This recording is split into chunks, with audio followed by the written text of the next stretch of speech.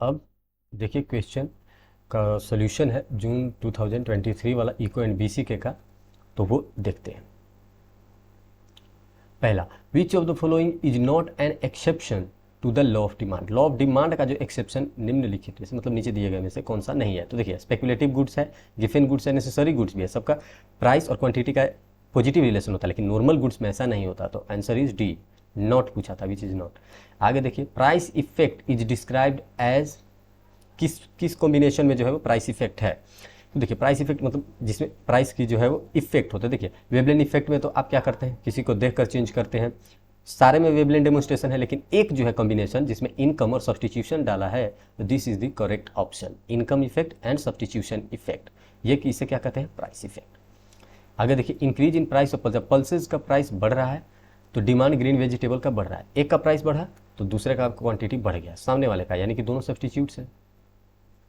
आगे देखिए question number 4, leftward shift of demand कर, यहाँ पे शिफ्ट की बात कर रहा है, ठीक है, अलोंग द मूवमेंट की बात नहीं कर रहा, शिफ्ट की।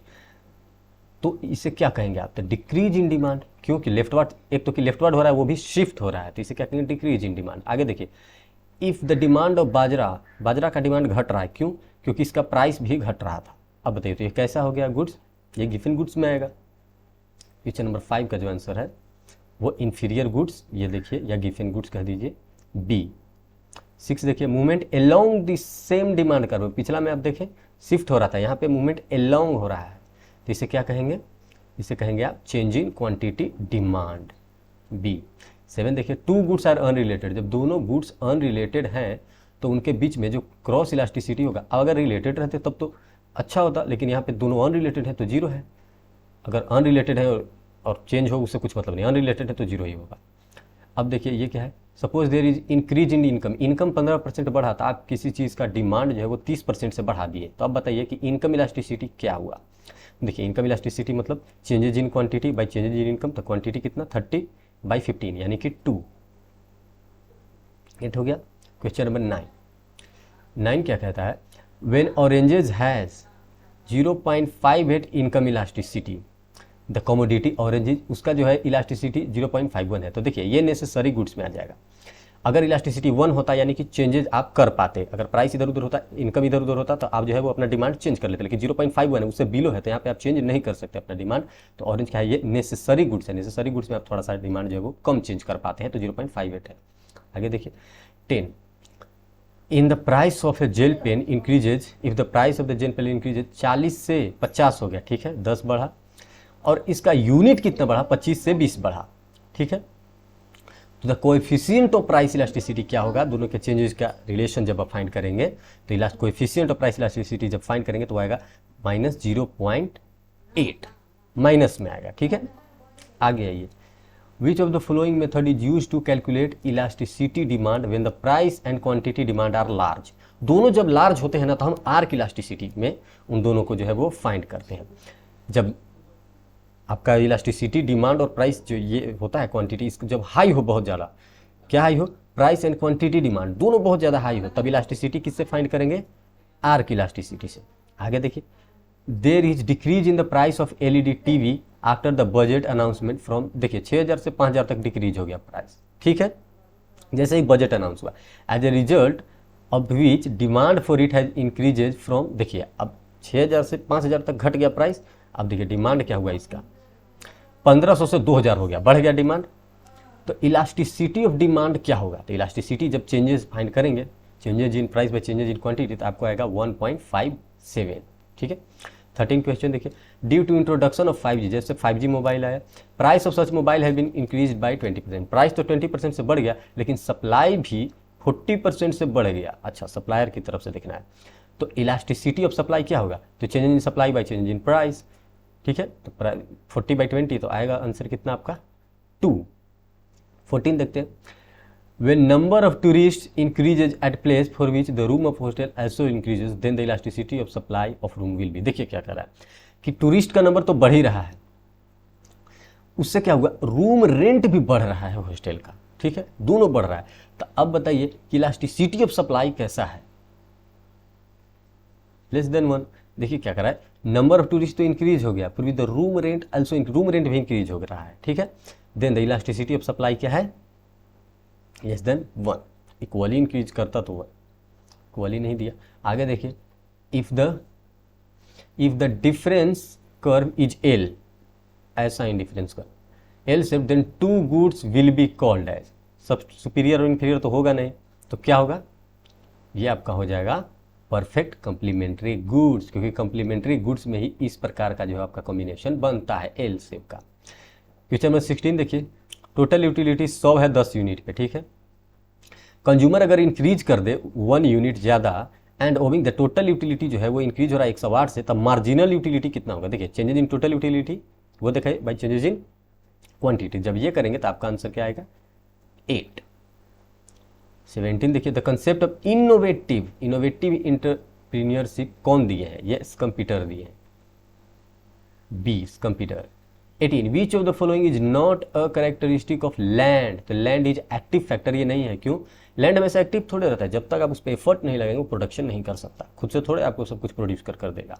इट इज बी, 18 का B. 19 return to scale occurs due to, किस वजह से रिटर्न टू स्केल होता है, स्मॉल रन नहीं,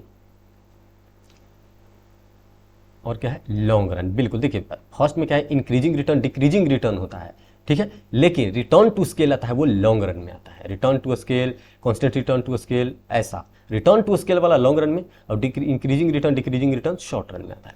अब देखिए technological relationship between input and output, इसे क्या कहेंगे आप, प्रोडक्शन फंक्शन। अब प्रोडक्शन कर रहे हैं तो उसी टाइम पे तो आप इनपुट और आउटपुट का रिलेशन फाइंड करते हैं, मार्केटिंग करेंगे तो थोड़े ये सब टेक्नोलॉजी ये सब करेंगे नहीं, तो प्रोडक्शन फंक्शन को में ये सब होता है। मतलब सिंपली डेफिनेशन पूछा था, the stage of decreasing return to scale, ये देखिए लॉन्ग रन वाला पूछ रहा है, विल अकर कब, जब आउटपुट तो इंक्रीज हो रहा हो लेकिन इनपुट से कम इंक्रीज हो रहा हो, मतलब इनपुट जितना आप लगा रहे हो उससे उसके मुकाबले थोड़ा सा कम आपका जो है वो आउटपुट इंक्रीज हो रहा हो, इंक्रीज तो हो रहा हो, ये देखिए डिक्रीजिंग रिटर्न मिल रहा हो लेकिन थोड़ा सा कम मिल रहा हो, तो increase in output but less than increase in input, D answer. आगे देखिए, which phase of the business cycle, in which phase of the business cycle levels of investment and employment falls, कहां गिर जाएगा एम्प्लॉयमेंट इन्वेस्टमेंट, तो contraction में ही गिरेगा। क्यों, expansion में तो ये दोनों बढ़ेगा। 23 देखिए, विच is not a phase of business cycle, पहला है पीक तो है इसका, आगे देख लेते हैं ऑप्शन इसका, ये ट्रोफ यही है, ये भी है, एक्सपेंशन भी, लेकिन रिकंस्ट्रक्शन नहीं है। हम सही पर रिकंस्ट्रक्शन तो कोई उसका फेज था ही नहीं। आगे देखिए, which of the following variance that change after the real output changes, अच्छा इंडिकेटर्स की बात है, तो रियल आउटपुट जब चेंज होता है उसके बाद कुछ अगर चेंजेस आ रहा है तो वैसे इंडिकेटर्स को क्या कहते हैं, लैगिंग इंडिकेटर। लीडिंग इंडिकेटर क्या होता है, जो पीछे से चेंज हो, ठीक है, कोइंसिडेंट जो सेम चेंज हो, जैसे ही आउटपुट चेंज हो रहा है उसी के साथ ये वेरिएंस भी चेंज हो रहा है, लेकिन लैगिंग इंडिकेटर में क्या होता है कि ये आउटपुट के बाद चेंजेस होते हैं। आगे देखिए, which of the following is not an example of lagging indicator, lagging indicator का एग्जाम्पल है ही नहीं, लैगिंग इंडिकेटर जो आगे की बात बताए, तो देखिए कंज्यूमर प्राइस इंडेक्स नहीं, ये तो करंट बताएगा, labour cost per unit, commercial lending, लेकिन पर्सनल इनकम क्या है, उसका एग्जाम्पल नहीं है लैगिंग इंडिकेटर का, लीडिंग का नहीं लैगिंग का पूछ रहा था कि विच इज नॉट, तो देखिए कंज्यूमर प्राइस इंडेक्स जब आप डिटरमाइन करेंगे तो प्राइस कब आपको पता चलता है बाद में, लेबर कॉस्ट भी फाइंड करना है, ये तो एफर्ट्स पे डिपेंड करता है, कमर्शियल लेंडिंग कितना करना है, ये सारी चीजें जो है डिसीजन वो फ्यूचर पे डिपेंडेंट है, लेकिन पर्सनल इनकम जो है वो उस पर नहीं डिपेंडेंट है। Which of the following is not, example not पूछा था। आगे देखिए, which of the following is extreme और exogenous, which of the following is extreme और exogenous that led to boom और बस्ट, देखिए एक्सोनियस है, आप उसको कंट्रोल नहीं कर सकते, economic factor, social factor, natural factor को आप कंट्रोल नहीं कर सकते। अब मान लीजिए बाढ़ आ रहा हो तो उस चीज को आप कंट्रोल नहीं कर सकते, natural factor. Which of the following not an internal factor, कौन सा नहीं है, फ्लक्चुएशन तो एक्सटर्नल है, इन्वेस्टमेंट हो रहा है, इफेक्टिवनेस में चेंजेस आ रहा है, सारे क्या है, ये हो गया क्या इंटरनल हो गया, फ्लक्चुएशन इन इफेक्टिव और फ्लक्चुएशन इन इन्वेस्टमेंट सब कुछ आपके कंट्रोल में होता है, ठीक है इंटरनल है, लेकिन नॉट एन इंटरनल पूछा है तो आगे देख लेते हैं इसका ऑप्शन मैक्रो, ये भी पॉलिसी जो है इंटरनल है, लेकिन पोस्ट वार रिकंस्ट्रक्शन एक्सटर्नल आ गया, ठीक है, answer is D, post war reconstruction जो है वो इंटरनल नहीं है। Which of the following is not an internal factor, internal factor नहीं है, एक मिनट, इंटरनल फैक्टर कौन सा नहीं था, फूड ग्रेन प्रोसेसिंग इंडस्ट्री, ये जो है ये क्वेश्चन शायद चेंजेस है मुझे लगता है, which of the following not an internal factor, internal factor ने यहाँ पे क्वेश्चन था कि which of the following is not affected by business cycle, ये क्वेश्चन था, तो consumer goods, durable goods, travel tourism, तो फूड ग्रेन प्रोसेसिंग ये सही आंसर था। ठीक है, देखिए क्वेश्चन वही वाला रिपीट हो गया यहाँ पे बिजनेस साइकिल के बारे में पूछ रहा था, ठीक है, कि कौन सा उससे ज़्यादा इंपैक्ट नहीं होता, तो फूड ग्रेन वाला ज़्यादा इंपैक्ट नहीं होता। आगे देखिए, those variable that changes before the real output changes, ये अब देखिए रियल आउटपुट से पहले चेंज हो रहा था, उस इंडिकेटर को क्या कहेंगे, लीडिंग इंडिकेटर। बी 30 देखिए, कोइंसिडेंट इंडिकेटर्स को क्या कहते हैं, इसको कहते हैं हम कनकरेंट इंडिकेटर्स। सी अब देखिए 31, increase in national output and other economic variable, it is characteristic of business cycle. देखिए सब कुछ अभी इंक्रीज हो रहा है, तो क्या होना चाहिए, एक्सपेंशन होना चाहिए। 31 का जो है वो होनी चाहिए एक्सपेंशन, ये डी एक्सपेंशन। 32 देखिए, which of the following is feature of business cycle, तो देखिए परवेसिव इन नेचर ये फीचर है। अब ये सब देखिए फीचर कैसे, अकर्स इन रेस्ट्रिक्टिव मार्केट, क्या सिर्फ रेस्ट्रिक्टिव मार्केट में ही होता है, नहीं। पीरियोडिक रेगुलरिटी नहीं, इरेगुलर होता है, पीरियोडिक तो होता है लेकिन इरेगुलर होता है, ठीक है। अगला देखिए, it has same reasons, same reasons थोड़े ना होता है, कहीं पे भी चेंज हो सकता है, तो परवेसिव इन नेचर ये करेक्ट फीचर था। आगे देखिए, under which of the following economy, under which of the following economy the consumer have limited freedom of choice, limited है आपके पास, चॉइस है नहीं फ्रीडम का, वो है सोशल, क्योंकि जब आपका प्राइवेट इकोनॉमी जहाँ होती है तो वहाँ पे क्या होता है कि आपके पास चॉइस हो जाती है, क्योंकि वहाँ पे कंज्यूमर को ही मेनली फोकस किया जाता है, कि सोशल में क्या होता है, लिमिटेड रहता है फ्रीडम ऑफ चॉइस। आगे देखिए, encourage enterprise and risk taking is considered as merit of which of the following economy, किस इकोनॉमी का ये जो है वो मेरिट है, रिस्क लेता है और इसमें इनकरेज करता है इंटरप्राइज को भी, ठीक है, इंटरप्राइज को भी इंक्रीज कर रहा है, रिस्क भी ले रहा है, तो ये मिक्स्ड इकोनॉमी का ये जो है वो फीचर हो गया। आगे आइए 35, economic is classified into micro and macro, यही तो है। अब नॉर्मेटिव पॉजिटिव ये सब तो फीचर्स था, लेकिन माइक्रो एंड मैक्रो ये जो है इकोनॉमिक का एक्चुअल क्लासिफिकेशन है। आगे देखते हैं question next, which of the following is not a correct statement, correct statement नहीं है। Business is normative science, correct है। Business economics is an art, ये भी करेक्ट है। Business economics is based on lively micro economics, यही बात है, लेकिन नॉट करेक्ट पूछ रहा था, तो नॉट करेक्ट ये है कि not incorporate in elements of micro economics, क्या बिजनेस इकोनॉमिक्स को माइक्रो इकोनॉमिक्स के आधार पर नहीं इसको इनकॉर्पोरेट कर सकते, कर सकते, तो ये जो डी है वो करेक्ट ऑप्शन नहीं था, बाकी तीनों करेक्ट थे। Business economics does not incorporate elements of micro economics, क्या माइक्रो इकोनॉमिक्स के फीचर बिजनेस इकोनॉमिक्स में नहीं होते, ये गलत चीज़ था, लिखा था। 37 देखिए, which of the following enables application of economic logic and analytical tool to bridge the gap between theory and price, तो इसे क्या कहते हैं, बिजनेस इकोनॉमिक। देखिए डिफिनेशन सिर्फ पूछ दिया, enables application of economic logic को हम एनालिटिकल ला दे रहे हैं, तो यानी कि इकोनॉमिक्स में हम बिजनेस को हम इकोनॉमिक्स में ला दे रहे हैं सिंपली, तो उसे क्या कहेंगे हम, बिजनेस इकोनॉमिक्स। 38 देखिए, an economic system in which all the means of production are owned, खुद के ही पास सब कुछ है, यानी कि प्राइवेट है, कंट्रोल भी किया जा रहा है प्राइवेटली, तो ये क्या हो गया, कैपिटलिस्ट इकोनॉमी। जो गवर्नमेंट या पब्लिक कंट्रोल करती है वो क्या होती है, सोशलिस्ट इकोनॉमी हो जाती है। Which of the following the central problem of economy, अब देखिए सेंट्रल प्रॉब्लम ऑफ इकोनॉमी के बारे में पूछ रहा है कि कौन सा है। 39 का देखिए, स्कार्सिटी ऑफ रिसोर्सेज, अब अनएम्प्लॉयमेंट पर बट इन्फ्लेशन ये सब तो नहीं, लेकिन स्कार्सिटी ऑफ रिसोर्सेज जो है वो करेक्ट आंसर इसका है। आगे देखिए, which of the following refers to the sum total of arrangement for the product and distribution of the goods and services in the society, पूछ रहा है कि डेफिनेशन यहाँ पे पूछा था कि कौन सा सिस्टम है जो अरेंज करता है प्रोडक्ट और डिस्ट्रीब्यूट करता है सर्विसेज को। इकोनॉमिक में करते हैं हम ये सर, बिजनेस में तो हम सिर्फ बिजनेस को डिसाइड करते हैं, वहाँ पे डिस्ट्रीब्यूशन की नहीं सोचते, लेकिन इकोनॉमिक सिस्टम में जो है हम ओवरऑल बात करते हैं। आगे देखिए, which of the following is not a subject, अब ऐसे भी ऑप्शन क्या था, कैपिटलिस्ट था, सोशलिस्ट था, बिजनेस था, नहीं, इकोनॉमिक सिस्टम की बात कर रहा था। विच of the following is not a subject matter of micro economics, देखिए अब छोटे लेवल पे कौन सा इनमें से नहीं है, कंज्यूमर बिहेवियर है, बिहेवियर कैसे फर्म कैसे काम कर रहा है ये भी है, लोकेशन ऑफ इंडस्ट्री ये भी है, लेकिन फॉरेन एक्सचेंज जो है वो जो है माइक्रो का नहीं, मैक्रो का है।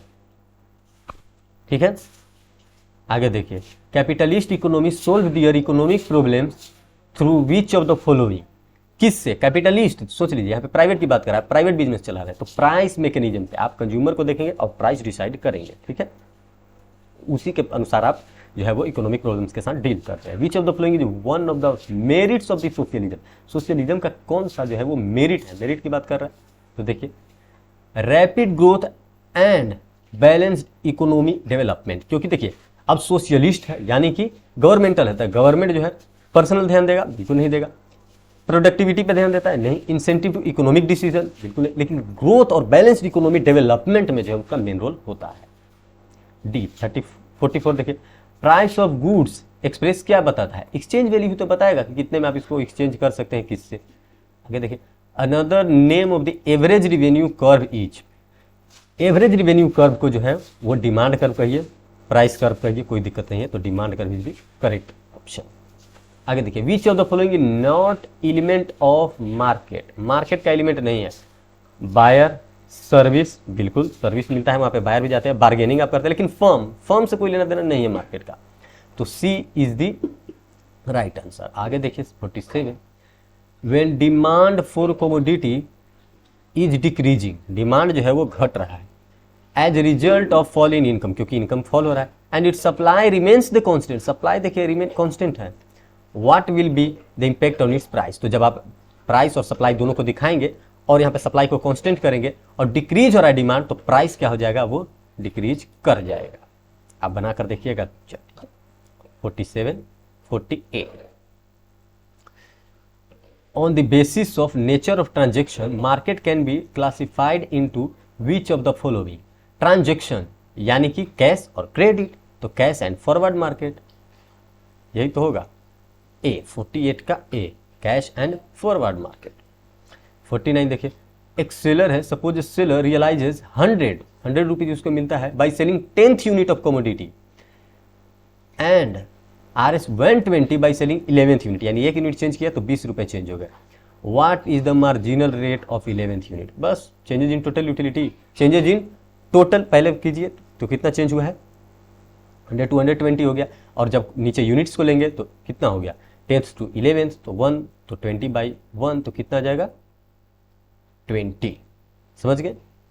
100 से 120 हुआ तो टोटल चेंजेस 20, और 10th से 11th हो गया तो टोटल चेंजेस 1, तो 20 बाई 1 कितना 20।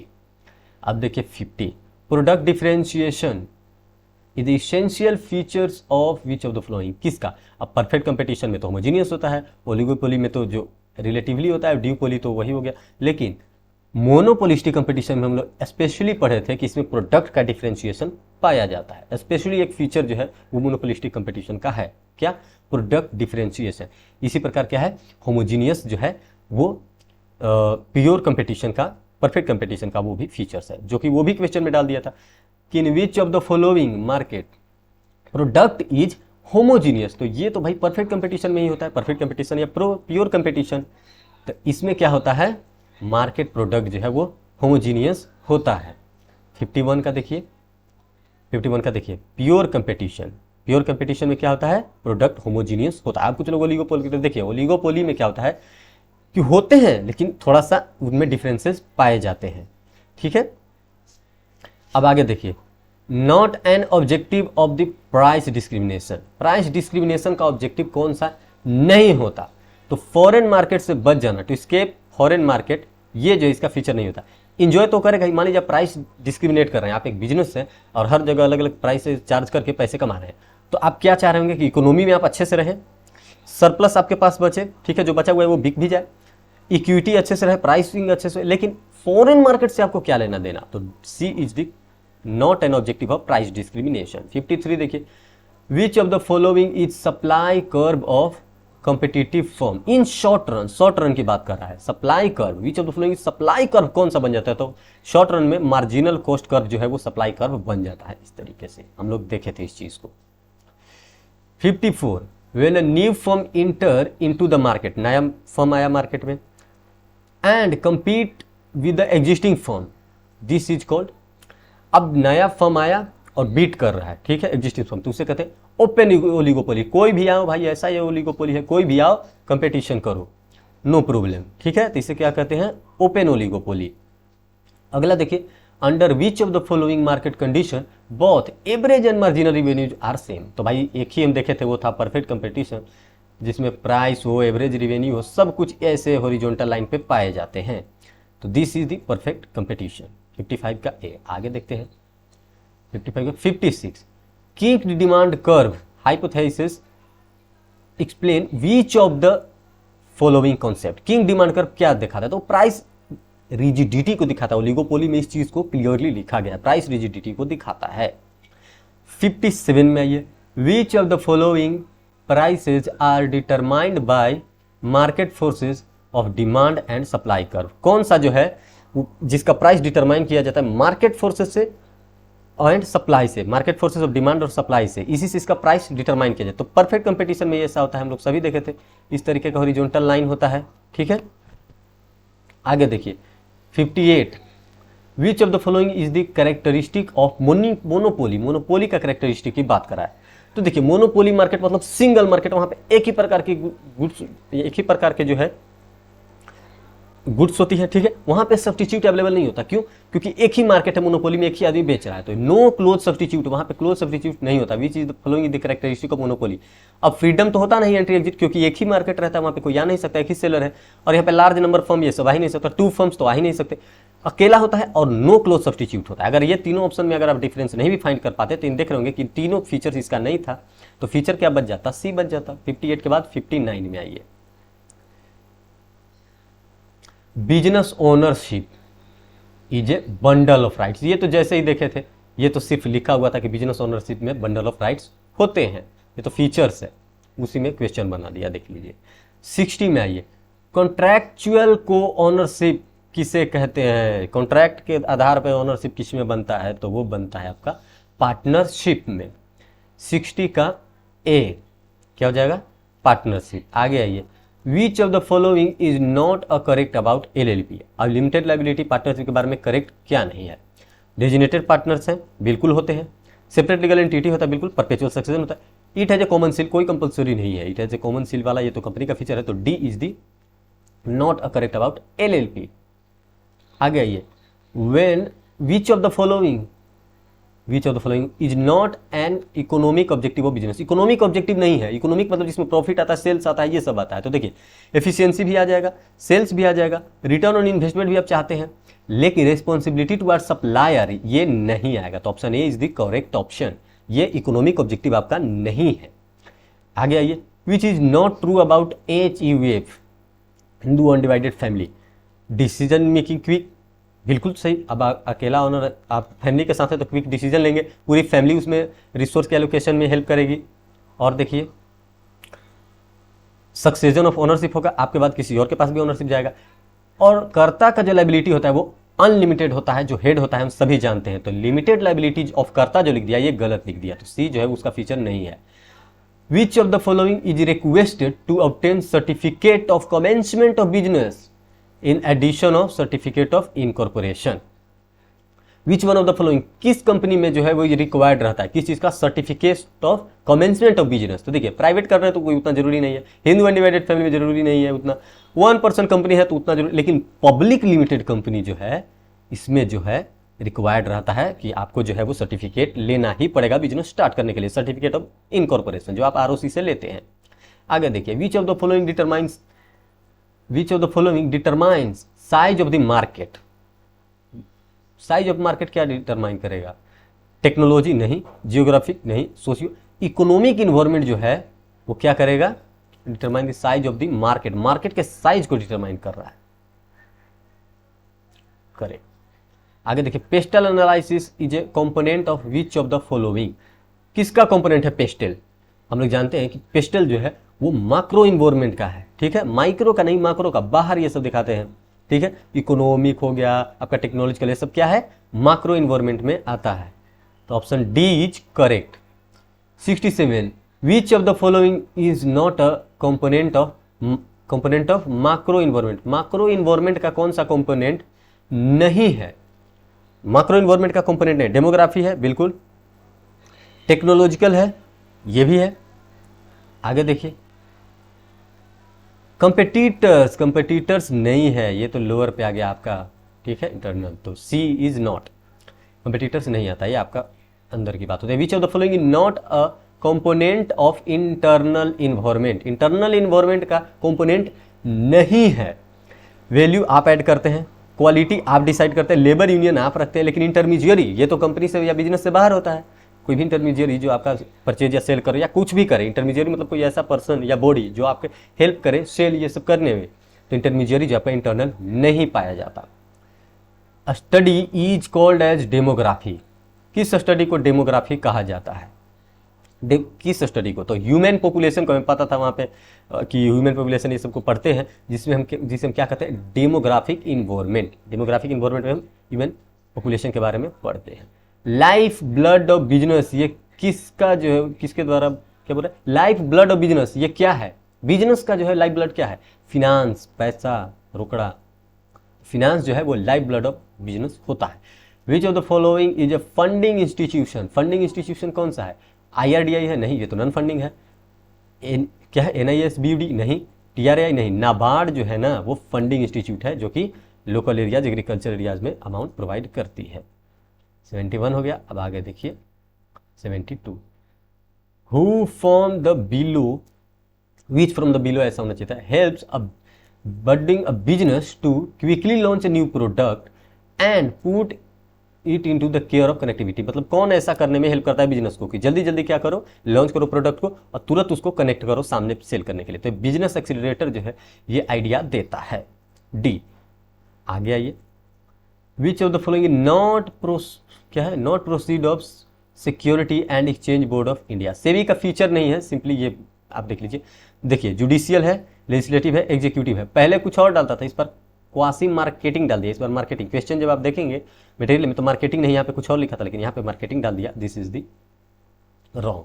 लेजिस्लेटर, एग्जीक्यूटिव, जुडिशियरी तीनों जो है वो फीचर्स होते हैं एक्सचेंज ऑफ बॉडी के, मार्केटिंग नहीं होता।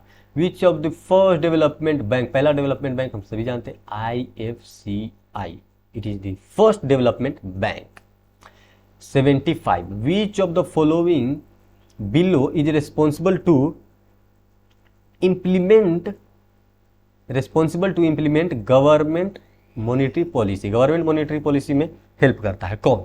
गवर्नमेंट रेगुलेटरी बॉडी नहीं। ये फीचर किसका है? ये RBI का है। ये क्या कहता है RBI रिस्पॉन्सिबल है गवर्नमेंट मॉनिटरी पॉलिसी के लिए, सिंपली कि इंप्लीमेंट करने के लिए ये जो है वो लायबल है। 75 हो गया। ये 76 देखते हैं।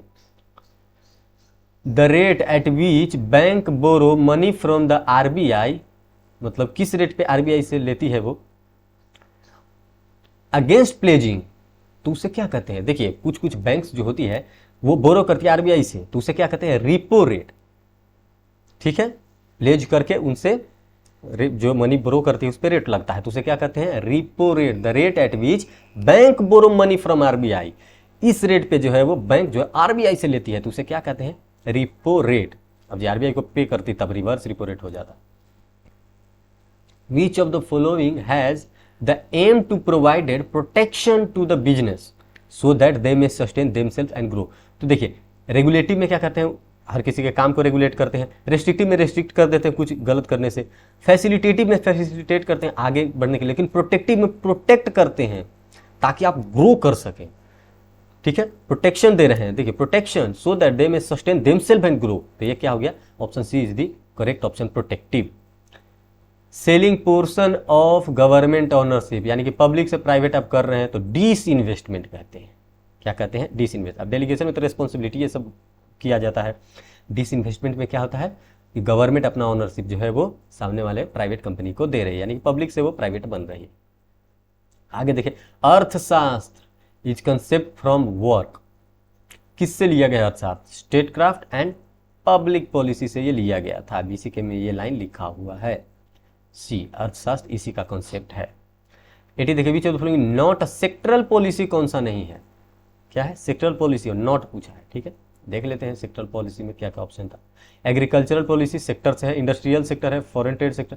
फिजिकल पॉलिसी, फिजिकल या मॉनिटरी भी डाल देता वो भी हो जाता, तो this one is not, D. 81 देखिए, which of the following defined as the systematic process of enhancement and encouragement of freedom of private sector, यानी कि प्राइवेट सेक्टर को आप फ्रीडम दे रहे हैं कि तुम आओ अपना बिजनेस करो, इनहेंस करो। तो इसे क्या कहते हैं, इसे कहते हैं लिबरलाइजेशन। प्राइवेटाइजेशन में तो प्राइवेट करते हैं, फ्री इकोनॉमी में तो इकोनॉमी ही फ्री होती है, कोई भी बिजनेस कर सकता है। मिक्स्ड इकोनॉमी दोनों के कॉम्बिनेशन, लेकिन लिबरलाइजेशन में स्पेशली ये कहा जाता है कि थोड़ा सा जो है लिबरल हो जाते हैं और सामने वाले को बिजनेस करने देते हैं, प्राइवेट सेक्टर में आने देते हैं, तो इसे क्या कहते हैं, लिबरलाइजेशन। आगे देखिए एमआरटीपी एक्ट कम्स अंडर। देखिए एमआरटीपी क्या करता है, किसी भी गलत काम को करने से एक बिजनेस को रोक देता है, तो उसे क्या कहते हैं, restrictive. This is C, restrictive. Out of the following which is not an economic policy. Economic policy कौन सा है, मॉनिटरी है, फॉरेन इन्वेस्टमेंट है, फिजिकल है, लेकिन कंज्यूमर पॉलिसी ये क्या मॉनिटरी पॉलिसी है, नहीं। तो option A is the wrong answer कि वो इकोनॉमिक पॉलिसी है, नहीं, कंज्यूमर पॉलिसी इकोनॉमिक पॉलिसी नहीं है। 84 road map of companies feature, उसे क्या कहते हैं, road map of companies feature, उसे कहते हैं विजन। रोड मैप बताता है कंपनी के फीचर का, तो इसे क्या कहते हैं, विजन। अब विजन और मिशन में बहुत छोटा सा डिफरेंस होता है, ठीक है। मिशन तो फॉरवर्ड बताता है, लेकिन रोड मैप जो बताएगा, मिशन मतलब टारगेट जहां पे आपको जाना है, लेकिन विजन जो है, जो क्रिएट कर, रोड मैप क्रिएट करेगा, वो विजन क्रिएट करेगा कि कौन से रोड के थ्रू आपको आगे तक मिशन को अचीव करना है। 84 के बाद आइए 85, amount which is withdrawn above the balance available in account of the pair. अब जितना बैलेंस है उससे ज्यादा आप विड्रॉ कर रहे हैं, ठीक है, एबव द अकाउंट। तो अगर एबव आप कर रहे हैं यानी कि आप ओवरड्राफ्ट कर रहे हैं, सिंपल। आगे देखिए बिजनेस टू कंज्यूमर मार्केट इजे, आप बताइए कौन सा मार्केट, बिजनेस से कंज्यूमर के पास सीधे डायरेक्ट रिलेशन, तो ये हो गया रिटेल। अब कुछ लोग इसमें जो है वो क्या, होलसेल मार्केट। देखिए बिजनेस टू बिजनेस ऐसा होता ना बड़े पैमाने पे, तब होता होलसेल, लेकिन यहाँ पे देखिए सीधे कंज्यूमर की बात करें, कंज्यूमर मार्केट के पास ला दे रहा है सीधा, तो वो कैसे, कौन सा मार्केट होता है, रिटेल मार्केट होता है। 87 a market in which stock prices are falling, जिसमें स्टॉक प्राइसेस फॉल कर रहा हो, मतलब स्टॉक प्राइसेस गिर रहा हो, तो उसे क्या कहते हैं, उसे कहते हैं बियर मार्केट। बुलिश मार्केट में तो स्टॉक प्राइसेस बढ़ते हैं, तो बियर मार्केट में ये घटता है। Attitude that inclined a customer either to return to a shop और outlet to purchase there again to repurchase a particular product. तो इसे क्या कहते हैं, कंज्यूमर नीड नहीं, कंज्यूमर डिमांड नहीं, कंज्यूमर सेटिस्फैक्शन नहीं, इसे कहते क्या है, कंज्यूमर लॉयल्टी। आप क्या कर रहे हैं कि ऐसा प्रोडक्ट बना रहे हैं जिससे सामने वाला खरीद कर जाए तो दोबारा भी आए, तो उसे क्या कहेंगे, कंज्यूमर लॉयल्टी। कंज्यूमर लॉयल्टी ये फीचर है किसी भी प्रोडक्ट का जिससे आप बार बार कंज्यूमर को ला पा रहे हैं, क्योंकि वैसा क्वालिटी है, तो उस क्वालिटी को कंज्यूमर लॉयल्टी कहते हैं। आगे देखिए the effect of change in price will have on consumer is called as. अब बताइए प्राइस चेंज कर रहे हैं तो इसका इफेक्ट भी जो है कंज्यूमर पे पड़ रहा है, यानी कि कंज्यूमर कुछ ना कुछ तो डिमांड में चेंजेस कर रहा है, तो इसे क्या कहेंगे, प्राइस सेंसिटिव है। ये प्राइस सेंसिटिव का एग्जांपल होता है। प्राइस सेंसिटिव का मतलब सिंपल कि कुछ भी अगर प्राइस में चेंजेस हो रहा है वो आप भी अपने डिमांड में शिफ्टिंग ला रहे हैं, चेंजेस ला रहे हैं, तो इसे क्या कहते हैं, प्राइस सेंसिटिव। आप प्राइस में चेंजेस देख रहे हैं तो आप सेंसिटिव हो जा रहे हैं। अब bridge financing is also known as, देखिए ब्रिज फाइनेंसिंग का मतलब ये होता है गैप फाइनेंसिंग, दो जो आप लायबिलिटी क्रिएटेड है उसके बीच में गैप जो है उसको फिल कर देना, उसे गैप फाइनेंसिंग कहते हैं, ब्रिज फाइनेंसिंग, ठीक है। आगे देखिए the product at which the holder of an option can buy और sell the securities they held, sell भी कर सकते हैं जो उनके पास है, the option is executed and is known as strike price. देखिए स्ट्राइक प्राइस क्यों होगा, क्योंकि इस प्राइस पे क्या करते हैं, यहां पे ऑप्शन है होल्डर के पास कि तुम अपने सिक्योरिटी बेच भी सकते हो, तो ये क्या हो गया, the price at which the holder of an option, holder of an वो जो अभी गुड्स हो, कैन बाई और रीसेल सिक्योरिटीज, उस प्राइस पे वो बाई और रीसेल कर सकता है, उसे क्या कहते हैं, किसी भी सिक्योरिटी को जो बाई और रीसेल कर सकता है उसे स्ट्राइक प्राइस पे कहते हैं। स्ट्राइक प्राइस पे ही आप रीसेल कर सकते हैं। यहाँ पे लिखा हुआ है होल्डर ऑप्शन है उसके पास, बाई कर सकता है, रीसेल कर सकता है। आगे देखिए hunger to win customers for life, ये किसका स्लोगन है, तो देखिए hunger to win customers for life Bharti Airtel का स्लोगन है, ठीक है। 92, अब 93 में आते हैं, अब खत्म होने वाला है। Mohammad Prem ji was the founder of, किसके फाउंडर है, प्रेम, आर प्रेम प्रो, तो विप्रो के फाउंडर प्रेम जी थे, प्रो, ये देखिए क्या combination. Save money life better, ये किसका स्लोगन है? ये आपका वॉलमार्ट का स्लोगन है कि आप पैसा बचाइए, जीवन अच्छे से जी। केयरिंग टू लाइफ, ये तो बार बार आ जाता है मेरे ख्याल से। Caring to life is the slogan of Cipla company, ठीक है। कोल वाज इनकॉर्पोरेटेड इन 1975 में कोल इनकॉर्पोरेट हुआ था। अगला देखिए, providing delightful experience for consumers is slogan of, ये किसका स्लोगन है? Providing delightful experience for consumer, Flipkart का है। लगभग इंड में आ गए, एक ही क्वेश्चन अब बचा हुआ था। विच of the following is usually not included in companies overview? Company overview यानी थिंकिंग, ये सब में नहीं इंक्लूड किया जाता। विजन, विजन तो हो गया, ओवर थिंक करते हैं, विजन के बारे में सोचते हैं, कम्पिटिटिव सिनारियो के सोचते हैं, मार्केट पोजीशन के बारे में सोचते हैं। Paid up capital, paid up capital not included in company overview, overview में ये पेड अप कैपिटल नहीं इंक्लूड होता। यानी कि मनी से रिलेटेड कोई भी चीज जो है, जब आप किसी चीज के बारे में ओवरव्यू ले रहे हैं, सोच लो, तो वहां पे अमाउंट नहीं आएगा, तो विजन आएगा, अमाउंट से रिलेटेड है। कम्पिटिटिव सिनारियो अमाउंट से रिलेटेड है, मार्केट पोजीशन अमाउंट से रिलेटेड नहीं है, लेकिन पेड अप कैपिटल यहाँ पे पैसे की बात कर रहा था, तो ये नहीं है। मतलब दो क्वेश्चन जो है वो मेरे पास नहीं मिला, बट स्टिल अब आप देखें कि इतने में से आपका कितना करेक्ट था। और मैं एक चीज़ बता दूं, हो सकता है, मैं ऐसा नहीं कहता, लेकिन कभी कभी मैं इस चीज़ को नोटिस किया कि कुछ कुछ क्वेश्चंस डिफर कर जाते हैं। एक दो क्वेश्चन जो है वो किसी सेट्स में क्या थे, अगले सेट पे क्या हो गए, थोड़ा थोड़ा चेंजेस आ जाता है। जैसे ऑप्शन में चेंजेस ला दिया या कुछ ऑप्शन रिवर्स कर दिया, यानी क्वेश्चन ही रिवर्स किया। यहाँ पे अर्थशास्त्र कॉन्सेप्ट पूछ रहा कि कहाँ से आया है, और नीचे अर्थशास्त्र डाल देता और ऊपर कॉन्सेप्ट डाल देता कि कौन सा कॉन्सेप्ट था, safe and craft publicity policy, और नीचे अर्थशास्त्र ये सब ऑप्शन में डाल देता। तो ऐसा भी देखा गया है, ठीक है। तो आपका इकोनॉमिक्स का हो गया। अब आप देखिए इसमें क्या है, नंबर कटने के चांसेस क्यों हाई रहते हैं, पहले वो सुन लीजिए, पहले ऊपर क्वेश्चन नंबर 1 तक आता हूँ। कटने के चांसेस इसलिए हाई रहते हैं क्योंकि इकोनॉमिक्स में कुछ कुछ ऐसे ऑप्शंस होते हैं जो को रिलेटेड होते हैं, उनमें डिफरेंस फाइंड कर पाना बहुत डिफरेंट हो जाता है, बहुत डिफिकल्ट हो जाता है। जैसे यहाँ पे देखिए, यहाँ पे पूछा था कि which of the following is used to calculate elasticity of demand when price और quantity of demand are high. दोनों जब लार्ज होते हैं तो कुछ लोग क्रॉस इलास्टिसिटी मार देंगे, नहीं आर्क इलास्टिसिटी होगा, ये स्पेसिफिकली वहाँ पे गिवन है। तो ये सारी चीज़ें जो थी वो देखने की चीज़ें थी, जिसमें डिफरेंस थोड़ा थोड़ा ना डिफरेंस जो है वो आ जाता है, वो आपको पता नहीं चल पाता। जैसे यहाँ पे देखिए, technological relationship between input output का पूछ रहा था रिलेशन। अब कुछ लोग सोचेंगे नहीं सप्लाई फंक्शन हो सकता है, अरे भाई सप्लाई फंक्शन नहीं हो सकता, सप्लाई में तो आप सेल करने की सोचते हो। यहाँ पे टेक्नोलॉजी इनपुट और आउटपुट की बात कर रहे हैं, प्रोडक्शन की बात कर, आप टेक्नोलॉजी लाते हैं किसी चीज को प्रोड्यूस करने के लिए, ठीक है। तो ऐसे ऐसे क्वेश्चन जो है वो प्रॉब्लम क्रिएट कर देते हैं। अब यहाँ पे भी देखिए, डिक्रीजिंग रिटर्न टू स्केल जो था, इसमें क्या कर दिए होंगे लोग, उसमें लिख दिए होंगे डिक्रीज इन आउटपुट, ऐसा डाल दिए होंगे। अरे भाई decreasing return to scale, decrease तो हो रहा है लेकिन थोड़ा सा कम हो रहा है, आपका आउटपुट जो है ना वो थोड़ा सा आपको कम मिल रहा है, मिल तो रहा है थोड़ा सा कम मिल रहा है। तो ये चीज ध्यान देने की चीजें थी। क्या करते लोग, डिक्रीजिंग रिटर्न टू स्केल देख लिया, यानी कि डिक्रीज हो रहा है सब कुछ, तो सीधे आएंगे किस में डिक्रीज हो रहा है, ऑप्शन ए बी सी, नहीं यहाँ पे ए, डिक्रीज इन आउटपुट, और मार देंगे। अरे भाई डिक्रीज नहीं हो रहा है, इंक्रीज ही हो रहा है, लेकिन कम रेट से इंक्रीज हो रहा है, increase in output but less than increase in input. Input तो लग ही रहा है, उससे थोड़ा सा जितना इनपुट लगा उससे ज्यादा जो है वो आउटपुट नहीं दे पाया, ये बात था। तो ऐसे ऐसे ऑप्शन में जो है वो डिफरेंस फाइंड कर पाना थोड़ा सा मुश्किल हो जाता है और लोग उसे इग्नोर कर देते हैं, ठीक है। वैसे ही और भी क्वेश्चन दिखाते हैं जिसमें आपको लगेगा कि नहीं नहीं दो दो मतलब ऑप्शन हो सकते थे। यहाँ पे देखिए, एम टू प्रोवाइड प्रोटेक्शन, यहाँ पे तो प्रोटेक्टिव मार देते, लेकिन यहाँ पे which of the following defined as the systematic process of enhancement, enhancement की बात किया, और फ्रीडम ऑफ प्राइवेट सेक्टर। तो जैसे प्राइवेट सेक्टर देखेंगे तो इनके माइंड में आ जाएगा प्राइवेटाइजेशन। लो भाई, enhancement, encouragement of freedom of private sector in economy, थोड़ा सा उसको आने दे रहा है, ठीक है। ऐसा नहीं कि पब्लिक से नीचे ला रहा है, नीचे लाता तब तो प्राइवेटाइजेशन होता, यहाँ पे हेल्प कर रहा है। आगे देखिए, एक और वैसे ही क्वेश्चन था, which of not an economic policy, economic policy में नहीं आता था, सोते monetary policy, foreign exchange, physical, कौन सा नहीं आएगा। मॉनेटरी और फिजिकल तो सिमिलर है, यानी कि ये दोनों जो है वो आएगा ही। फॉरेन इन्वेस्टमेंट, कंज्यूमर पॉलिसी, यहाँ पे डिफरेंस फाइंड कर पाना थोड़ा सा दिक्कत हो जाता, लेकिन क्योंकि कंज्यूमर पॉलिसी बिल्कुल अलग दे दिया था तो कंज्यूमर पॉलिसी यहाँ पे आंसर हो जाता, ठीक है।